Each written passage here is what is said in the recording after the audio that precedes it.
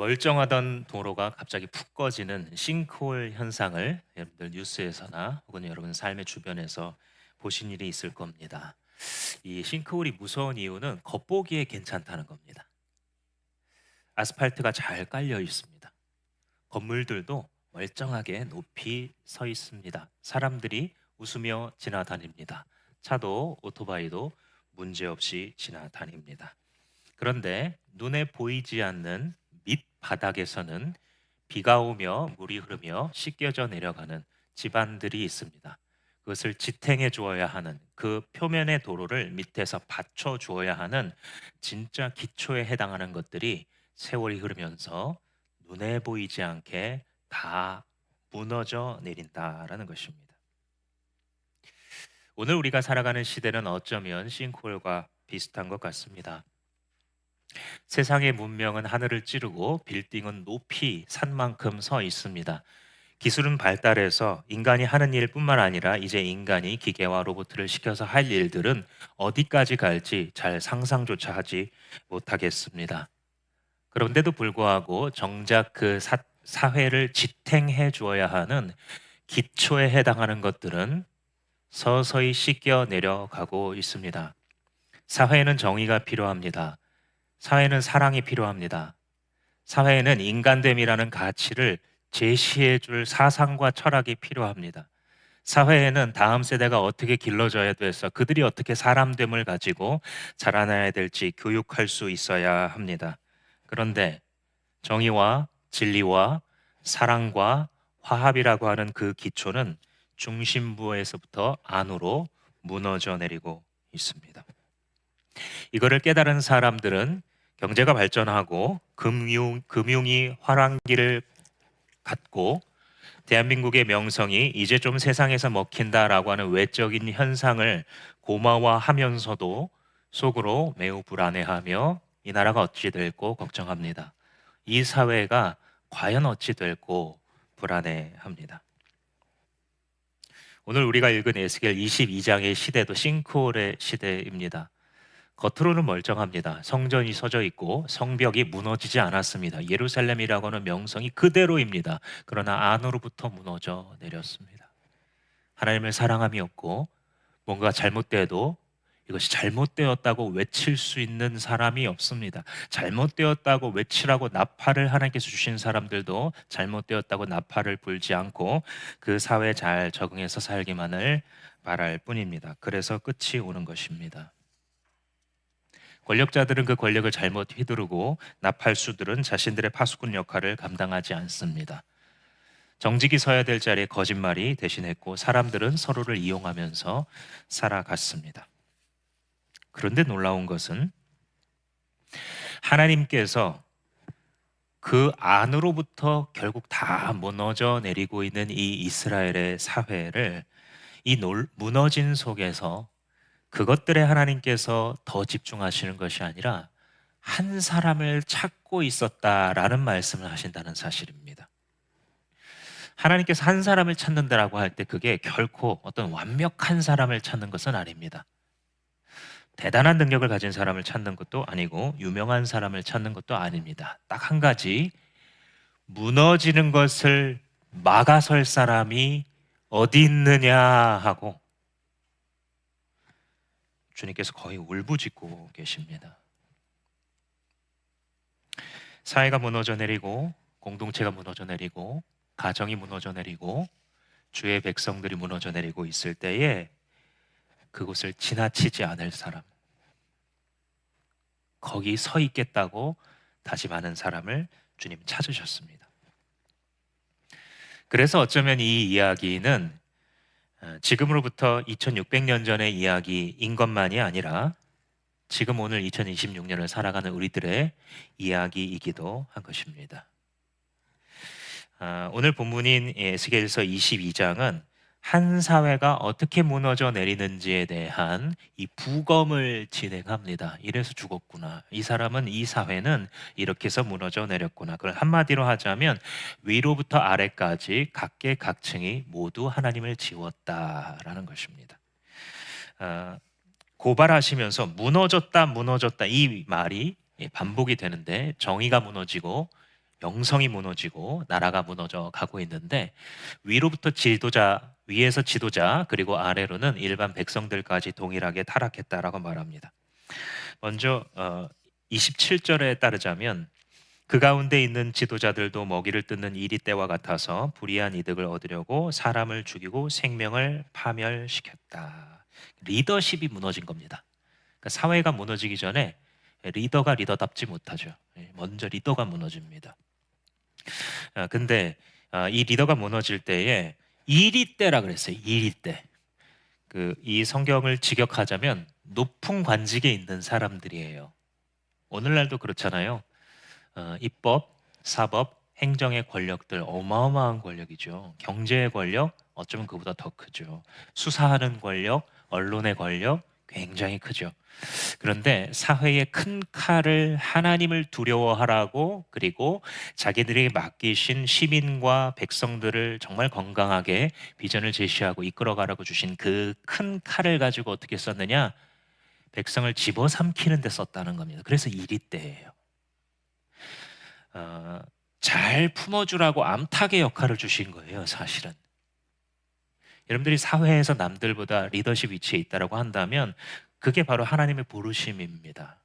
어떻게 그 사람을 성공시켜 줄 수 있는지, 어떻게 그 사람이 올바른 인생 살아갈 수 있는지를 도와주라고 칼을 맡기신 거지, 결코 내가 아주 잘났기 때문에 맡긴 것은 아닙니다. 그럼에도 불구하고 이들은 이리 때가 되어서 사람의 생명을 파멸시켰다. 권력을 가진 자들이 백성을 보호하지 않고 삼켜버리고 탐욕이 정의를 삼켜버렸을 때에 공동체는 무너지게 되는 것입니다. 그럼 이제 윗대가리는 괜찮아도 아래 있는 다수의 사람들이 단합된 시민의 힘으로 정의를 지키며 살아가면 또 그나마 괜찮지 않겠습니까? 그런데 그렇지 않았습니다. 29절입니다.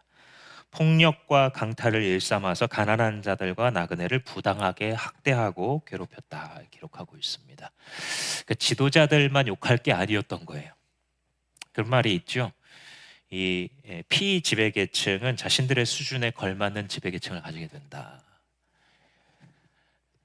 이 사람들이 당시의 대표적인 약자들, 하나님께서 율법 속에 집어넣어 놓으시기까지 한 고아와 과부와 나그네들이 있어요. 고아와 과부는 남편 아버지를 잃어버렸기 때문에 누군가가 그들을 때려도 되갚아 줄 수 있는 존재가 없는 겁니다. 대표적인 약자죠. 나그네는 자기가 익숙하던 환경과 직장과 가정 모든 게 뿌리채 뽑혀가지고 이 땅에 와 있기 때문에 누가 그를 학대하고 임금체불을 하고 아무것도 안 해주더라도 그를 대신해서 싸워줄 국가가 없는 자들이에요. 대표적인 약자들이죠. 그런데 어떻게 했느냐? 그 약자들을 일반 백성들도 폭력과 강포로 대했다. 이럴 때 필요한 게 뭐냐면 하나님 말씀이에요.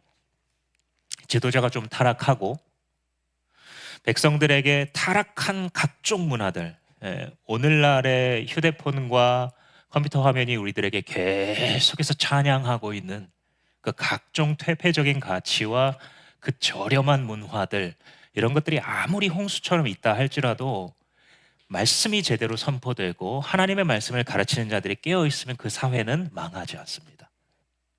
썩은 것들이 도려내지고 곪은 것들에 상처를 치유하는 은혜가 임하게 되어 있어요. 네, 에스겔의 시대는 그렇지 못했습니다. 26절입니다. 26절에 제사장들이 스스로 율법을 위반하고 성물을 함부로 더럽히고 거룩한 것을 가르치지 않았다. 무엇입니까? 하나님의 뜻을 가르쳐야 될 제사장들도 사람들 눈치 본 거예요. 왜냐면 안 먹히니까요. 좋아하지 않는 시대죠. 우리가 죄를 지었습니다 라는 메시지는 어느 시대에나 돌을 맞는 메시지입니다. 하나님의 백성이 세상과 구별됨을 잃어버리게 되면 하나님의 백성의 능력도 같이 상실되는 겁니다. 세상과 타협했는데 아직 능력이 남아있다면 그 능력은 하나님의 능력은 아닙니다. 우리가 거룩함을 포기한다면 더 이상 교회가 아닙니다. 우리가 희생하기를 잃어버린다면 더 이상 그리스도의 제자일 수 없습니다. 우리가 세상과 타협하고 거룩에 대한 구별을 잃어버리게 되면 결국 방향을 잃고 헤매게 되고 사람들의 발에 짓밟히게 됩니다. 제사장이 타락해도 최후의 보루가 있습니다. 그게 선지자들입니다. 모든 제사장들이 다 타락하고 모든 국가 지도자들이 다 잘못된 길로 가도 하나님의 말씀을 선포해서 하나님 앞에 세우는 역할, 그게 선지자들의 역할이죠. 그들이 깨어 있으면 또 시대가 살아날 수 있습니다. 그런데 그렇지 않았습니다. 28절에 따르자면 타락한 자들을 위해서 회칠하여 덮어주고 속임수로 환상 보았다, 이렇게 말했다고 합니다. 무덤이 지저분하고 그 안에 뼈가 썩고 구데기가 들끓잖아요. 바퀴벌레가 왔다 갔다 하죠. 정말 지저분한데 거기다가 페인트를 잘 칠해 놓는 거, 그걸 회칠이라고 부릅니다. 그래서 예수님이 겉으로는 말씀을 굉장히 잘 알고 교회 오래 다닌, 우리로 말하면 그런 사람들 제일 싫어했죠. 제일 못됐거든요, 교회 오래 다닌 사람들이. 회칠한 무덤하고 바리새인들을 정말 미워하셨어요. 예수님께서 정말 많이 꾸짖으셨어요. 왜냐하면 이 안에 있는 더러운 것들을 도려내고 하나님 앞에 회개하기보다는 괜찮다 괜찮다 자기도 바라고 남도 바라주는 일을 했습니다. 이게 뭐랑 비슷하냐면 부실공사를 했어요, 집을. 그래서 뭐 타일이랑 이런 게 제대로 안 맞아요. 이격도 있고 뭐 이게 하중도 제대로 못 받고 철근도 숭숭 빼먹었어요. 그런데 벽지를 깨끗하게 발라놓은 거예요. 오, 좋다, 집 잘 지었다 싶잖아요. 몇 년 동안은 무너져 내리는 겁니다. 그 안에서 곰팡이가 썩고 온갖 더러운 것들이 득실을 대도 느끼지 못하는 것이죠. 그게 회칠하는 거예요. 선지자들이 회칠을 했다고요. 선지자만큼은 살아있어야 되는데 그들도 나팔수로서의 역할을 감당하지 못했다라는 것입니다. 심지어는 하나님이 말씀하셨다라고 하나님 빙자 거짓 예언을 했다, 이걸 지적하고 계세요. 내가 기도해 보니까 이게 하나님의 뜻인데 너희들 앞으로 잘 될 거야. 봐봐, 예루살렘 성전 안 무너졌잖아. 느부갓네살 왕이 와서 그래 물론 포로로 끌고 갔지, 근데 괜찮아, 성전이 안 무너졌잖아. 성벽이 무너지지 않았어. 하나님 우리를 회복시켜 주실 거야. 바벨론을 무찔러 주실 거야. 느부갓네살의 코를 납작하게 만들어 주실 거야. 이렇게 했을 때 그들은 회칠하고 있는 것이에요. 여러분, 하나님의 메시지는 처음부터 끝까지 너희들은 바벨론에게 멸망할 것이다 였거든요. 그리고 그 본심은 그러니 회개하고 너의 죄를 해결받으라는 것이었어요. 그런데 그 죄를 해결받는 파트는 그대로 놔두고, 이게 핵심인데, 이게 밑에 집안인데, 도로와 건물을 받쳐주고 있는 가장 기초적인 것인데 그것들이 무너져 놓고 회칠만 했을 때에, 페인트 칠만 했을 때에, 벽지만 발랐을 때에 결국은 무너질 수밖에 없었다라는 것이에요. 그래서 당시에도 물론 선지자들이 많았을 겁니다. 듣기 좋은 말을 하는 사람들 많았지만 회개를 촉구하는 소리는 결국은 없어졌습니다. 회개 없는 은혜의 메시지는 사람을 기쁘게 할 수 있습니다. 순종을 요구하지 않는 말씀 선포는 사람들에게 편안함을 줄 수는 있습니다. 그러나 하나님의 마음을 아프게 하고 결국은 사람을 곪게 만듭니다. 진짜 말씀은 들을 때에 아픕니다. 그렇지만 결국 우리를 수술하고 살려내는 것입니다. 그런데 그게 없었다는 거죠. 한마디로 정리하자면 위로부터 아래까지 다 타락했고 나팔수인 제사장도 선지자도 다 타락해서 사회 전체가 하나님을 지웠다. 그리고 오늘의 본문의 표현으로는 너희들이 하나님을 더럽혔다, 이렇게 말합니다. 하나님을 모독했다는 것이죠. 하나님을 그들의 입술과 성전 외에는 그들의 삶과 생각에서, 그들의 오락과 그들의 쉼에서 하나님을 지웠다라는 겁니다. 그런데 신기한 것은 그게 결정적인 원인이 아니다라고 하나님 말씀합니다. 리더가 타락하고 백성이 타락하고 제사장이 타락하고 선지자가 타락한 것은 맞지만 결정적으로 결국 패망하는 원인은 하나님이 찾으시는 한 사람이 없어서다, 이렇게 말한다는 점이 충격이에요. 우리 30절 말씀을 한번 같이 읽어볼까요? 시작. 나는 그들 가운데서 한 사람이라도 이 땅을 지키려고 성벽을 쌓고 무너진 성벽의 틈에 서서 내가 이 땅을 멸망시키지 못하게 막는 사람이 있는가 찾아보았으나 나는 찾지 못하였다. 하나님의 울음이에요, 이게, 이 파트가. 나는 찾지 못하였다.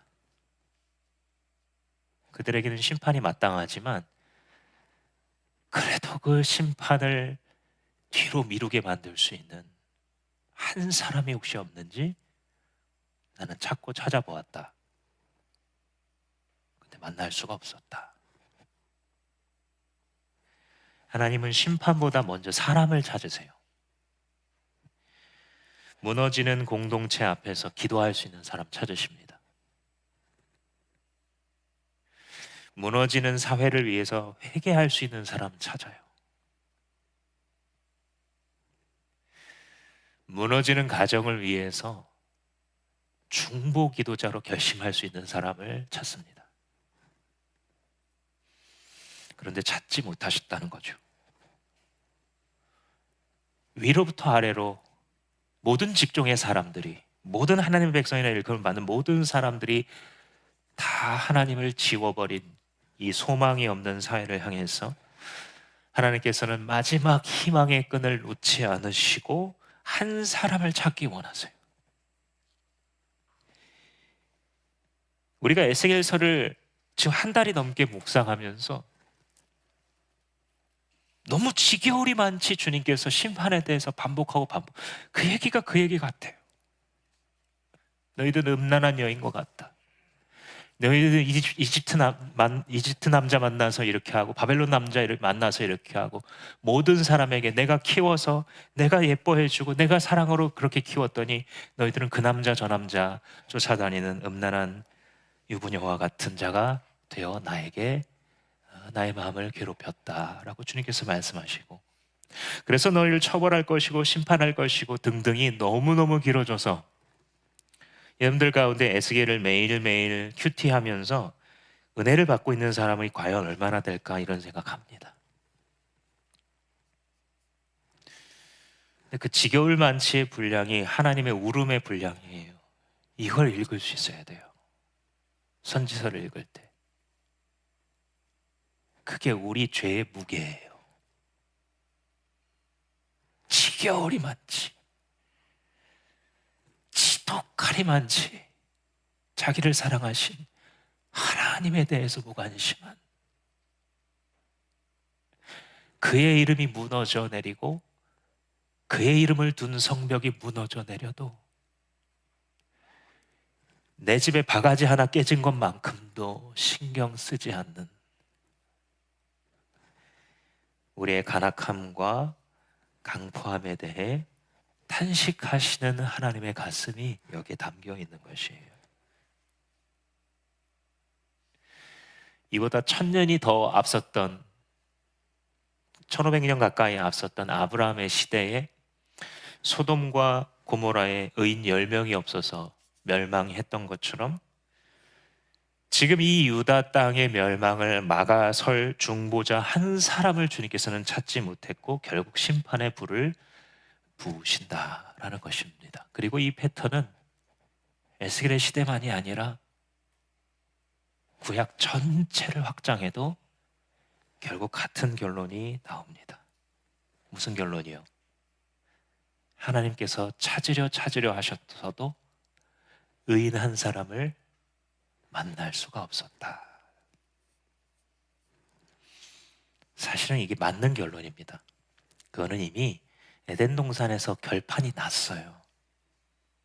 하나의 방식을 버리고 선악과라고 하는 자기 탐욕의 투영을 따라 살아가는 삶을 결정한 모든 인류와 그의 자손은 결국 이렇게 갑니다. 그래서 우리 인간들은 아무도 완전한 중보자가 될 수 없어요. 모두 연약하고 자기 죄로 죽을 수밖에 없기 때문에, 그래서 하나님께서는 중보자이신 예수 그리스도를 언약 가운데 우리한테 보내주신 것입니다. 그 예수 그리스도께서 무너진 틈을 막아 서신 거예요. 죄인과 하나님이 결코 가까이 할 수 없을 때에 그 가운데 서신 주님께서 십자가 위에서 하나님의 진노를 대신 받으시고 죽으심으로써 우리가 받아야 될 심판의 불을 자기 몸에 다 쏟아 부으심으로써 그 찢어진 육체로 우리에게 새롭고 산 길을 열어주셨기에 우리가 오늘 예수의 사람이라고 하는 증표인 성령을 받아서 지금 이 자리에서 아바 아버지라고 고백할 수 있는 것입니다. 성찬의 떡을 받으신 여러분들 가운데 그 누구도, 진심으로 예수 그리스도를 영접하고 세례를 받은 그 누구도 예수 그리스도를 부인하실 수가 없을 겁니다. 성령 때문입니다. 심지어 성경에 전혀 안 어울리는 삶에 현재 살고 있다 하실지라도 당신은 예수를 부인할 수가 없습니다. 왜냐하면 그것은 하나님의 신내림, 성령의 오심을 여러분들이 이미 받았기 때문입니다. 내가 성령께 순종치 않았기 때문에 아무 능력이 없는 것이지, 본디 주님께서 원하시는 대로 그리스도께서 진노의 자리에 서셔서 죄값을 제거하시고 우리에게 새 영의 능력을 주셨을 때에 한 가지를 순종하면 그 뒤로 1000가지 만 가지의 복과 능력이 나타날 수밖에 없는 것입니다. 그래서 예수 그리스도께서 자기의 몸으로 새 길을 여셨기 때문에 우리는 다시 살아났고, 예수께서는 지금도 하늘 보좌 우편에서 우리를 위하여서 기도하고 계신다라고 말합니다. 그는 우리의 중보자이신 것입니다. 그렇기에 예수께서 보내신 예수의 영을 받은 예수의 제자들은 예수랑 비슷한 생각을 자꾸 하게 됩니다. 자꾸 무너진 틈을 향해서 달려가는 거예요. 무너지는 가정을 향하여서 애통해 하는 거예요. 무너지는 교회를 향하여서 자기가 회개할 것인 양 금식하는 것이에요. 왜냐하면 성령은 예수의 심장을 우리에게 가르치시는 영이기 때문입니다. 그래서 성령께 순종하는 사람은 자꾸만 예수님의 모습이 드러나고 자라나게 되는 것입니다. 오늘 이 말씀을 듣고 그대로 성령께 순종하면 정말 예수를 닮아가는가 싶어서 그 말씀을 해보는 사람은 다음 주에 간증할 수 있을 겁니다. 하나님께서 찾으시는 사람, 이 본문은 사실은 그래서 신약 백성들을 향해서 주시는 말씀이에요. 하나님은 숫자가 많은 사람보다는 막아서는 한 사람을 찾고 계십니다. 이게 불가능한 것 같지만 사실은 하나님은 항상 이렇게 일하셨어요. 신구약 시대를 막론하고 하나님의 영으로 가슴이 가득 채워진 사람들을 하나님 사용하셨어요. 죄인이 많아 보이고 많은 용사가 있어야 할 수 있을 것 같은 일들을 하나님께서는 그 한 사람을 통해서 항상 역전시키셨습니다. 모세 한 사람, 에스더 한 사람, 바울 한 사람, 많은 사람들이 타락하고 많은 공동체가 무너진 것처럼 보여도 결국은 한 사람이었습니다. 에스겔에게 말씀하신 것처럼. 결국은 한 사람을 찾아지지 못하여 그 시대가 접은 것이고, 결국은 한 사람이 막아서기 시작하였을 때 하나님의 긍휼이 그 한 사람을 통하여 그 땅 위에, 그 시대 위에 임했던 것입니다. 하나님께서는 각 시대마다 하나님의 영을 따르는 한 사람을 찾기 원하십니다. 오늘날도 마찬가지입니다. 가정이 무너지고 있는데 그 틈을 막을 수 있는 한 사람을 주님 원하십니다. 우리 시대의 교회가 세속화되어서 예수 그리스도의 형상이라고는 찾기가 매우 어려운 그런 시대가 되어서도 그럴수록 예수의 제자도의 자리로 돌아오기로 재헌신하는 한 사람, 주님 보고 싶어 하십니다. 시대의 죄를 보면서 너희들의 죄라고 하는 수천 번의 손가락질 대신에 우리의 죄라고 울면서 주님 앞에 회개하고 중보 기도할 수 있는 한 사람을 주님께서는 찾고 계십니다. 여러분, 이 표현이 어떤 이미지입니까? 내가 이 땅을 멸망시키지 못하게 막는 사람. 내가 이 땅을 멸망시키지 못하게 막는 사람. 그 사람이 중보자입니다. 중보자란 무너진 데를 막아서는 사람입니다. 그래서 중보자가 있으면 무너지지 않습니다. 가정도 사회도 목장도 교회도 무너지는 데를 막아서는 중보자가 있으면 무너지지 않습니다. 어떤 한 분이 기독교 가정에서 자랐는데 학창 시절부터 너무 많은 방황을 했어요. 근데 그 방황기를 지나가면서도 언뜻 어머니가 무릎 꿇고 있는 모습을 보았어요. 나중에 돌아온 탕자처럼 돌아와서 생각을 해봤더니 자기 어머니가 자기를 위해서 밤마다 가슴을 치면서 기도했어요. 그리고 그 뒷모습을 가끔 봤던 거예요. 이 아들이 망가지지 않도록, 이 아들이 엇나가지 않도록, 이미 엇나간 이 자식이 인생을 더 낭비하지 말고 빨리 돌아오도록,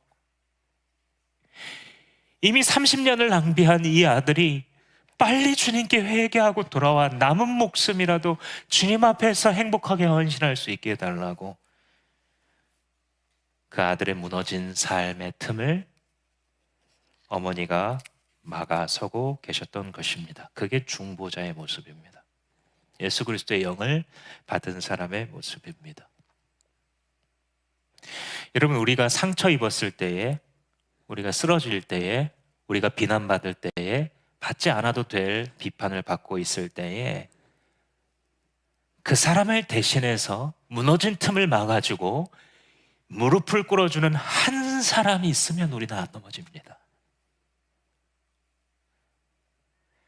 우리가 오늘 하나님을 신령과 진정으로 예배할 수 있는 마음의 상태로 지금 여기 있다라고 한다면 당신을 위해서 예수님을 닮은 모습으로 그렇게 무너진 틈을 막아준 사람이 반드시 있었다는 사실을 여러분 기억하십시오. 부모의 마음인 거예요. 에스겔의 마음, 예수님의 마음은 부모의 마음인 거예요. 이 자식이 무너지지 않게 내가 여기 서 있습니다. 그러므로 여러분, 만약에 여러분 중에 한 사람이 자기 가정을 위해서 중보자가 되기로 헌신하고 기도한다면 그 중보 기도 때문에 그 가정이 무너지는 것이 막아집니다. 왜 남에게 맡기겠습니까?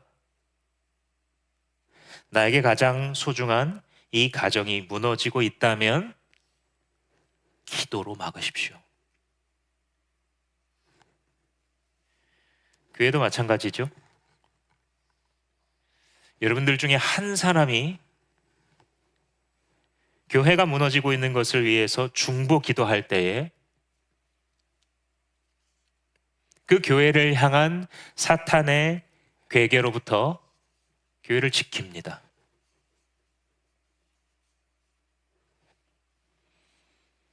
우리 국가도 마찬가지입니다. 우리 민족도 마찬가지입니다. 물론 저 사람이 잘못했고 저놈들이 잘못했죠. 그러나 그런 사람이 나라를 살리는 것이 아닙니다. 민족을 품고 이 땅을 고쳐주시옵소서 겸비하여 주님 앞에 기도하면 역대 7장에 약속하신 대로 이 나라가 무너지는 것을 막을 수 있다라는 것입니다. 이 중보자의 이미지를 기억하셨으면 좋겠습니다. 무너지려고 하는 것을 막아서는 사람. 이 시간에 한번 옆에 있는 사람들과 그렇게 말해 주시겠습니까? 당신은 붕괴를 막는 사람입니다.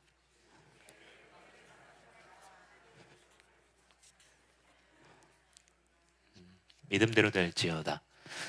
당신의 가정과 목장, 이 국가를 막는 것은 요행이 아니라 천사가 아니라 중보자입니다. 중보 기도자입니다. 하나님께서 찾고 계신 사람은 바로 중보 기도자입니다. 당신 때문에 가정이 살 것입니다. 당신 때문에 교회가 살 것입니다. 당신 때문에 이 나라가 당신의 동네가 살 것입니다. 사랑하는 성도 여러분, 우리는 뭔가 알 수 없는 안으로부터 무너져 내리고 있는 이 세상을 바라보면서 어쩌면 한탄하고 손가락질한 데 너무 바쁜 것 같습니다. 지금 경제가 위기다, 환율이 위기다, 이 나라가 큰일 났다, 교회가 위기다, 가정이 위기다, 그러면서 이유를 찾고 손가락질 하는 일들은 꽤 많이들 하는 것 같습니다. 그러나 하나님의 시선은 이 세상의 악함 자체가 아니라 한 사람에게 있습니다. 이 아담의 후손들이 사회를 이루면 이룰수록 풍겨내는 것이 죄요 반역인데, 그것이 없어질 수는 없는데, 그럼에도 불구하고 그 악의 존재가 핵심이 아니고 그 악의 존재 속에서 살아가면서 중보자로 설 수 있는 한 사람, 거기에 하나님의 시선이 있고 관심이 있습니다. 물론 우리가 우리 자신의 결단이나 헌신만 가지고서 거대한 무너짐을 막을 수는 없습니다. 그래서 우리는 그리스도가 필요합니다. 중보자가 되기로 주님 앞에서 헌신하는 사람들에게는 그리스도와 연합됨이 반드시 필요합니다. 죄로 무너진 우리들 사이로 들어오셔서 하나님의 심판의 불이 쏟아 들어오지 않도록 거기를 막아서신 참된 중보자이신 예수 그리스도, 그리고 그분께서 자기의 이름으로 보내신 성령이 지금 우리 안에 있고, 우리가 중보자로서 벽돌 한 장을 옮긴다 할지라도 우리는 성령의 인도하심을 따라 행해야 합니다. 그리고 이게 제일 기뻐할 수 있는 길입니다. 오늘 예배가 끝나고 나서 성령 하나님이 나한테 한 가지 원하시는 것이 무엇일까? 이렇게 좀 이따 기도하십시오. 그리고 그거 그냥 하세요.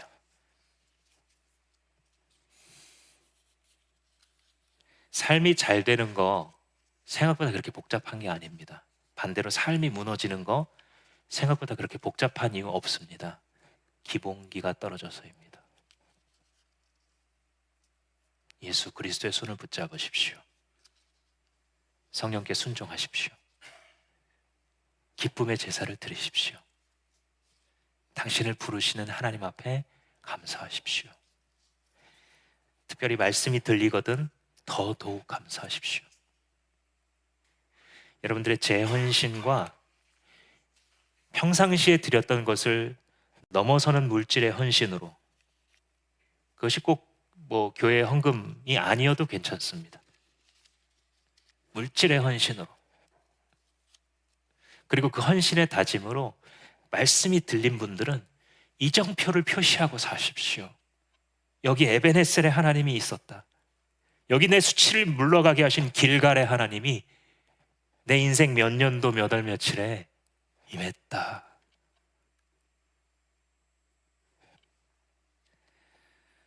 따라서 우리는 이제 내 열심이나 능력을 의지하는 사람이 아니고 내 안에 성령께서 보존하시는 예수 그리스도의 이름과 그의 권세로 한 걸음씩 나아갈 수 있고, 그렇게 나아갔을 때에 무너진 데를 막아서는, 붕괴를 막는 하나님의 사람으로 쓰임받는 것입니다. 그러므로 사랑하는 주마음교회 동역자 여러분, 이제 비판을 멈추고 기도합시다. 이제 낙심을 멈추고 중보 기도합시다. 이제 원인을 다른 사람의 이름을 불러 찾는 것을 그치고 회개하며 하나님 앞에 웁시다. 우리의 죄악이라고. 우리가 예수님의 마음을 품고 눈물로 막아서서 기도할 때에 여러분들의 가정이 다시 일어날 것입니다. 우리 교회가 주님 앞에 쓰임받게 될 것입니다. 이 나라가 잠깐 반짝이는 한류로 자부심이 있는 것이 아니라 선교 한국으로, 사랑의 한국으로, 기독교인들의 재부흥이 일어나는 한국으로 하나님께서 영광 받으시게 될 줄 믿습니다. 기도하시겠습니다.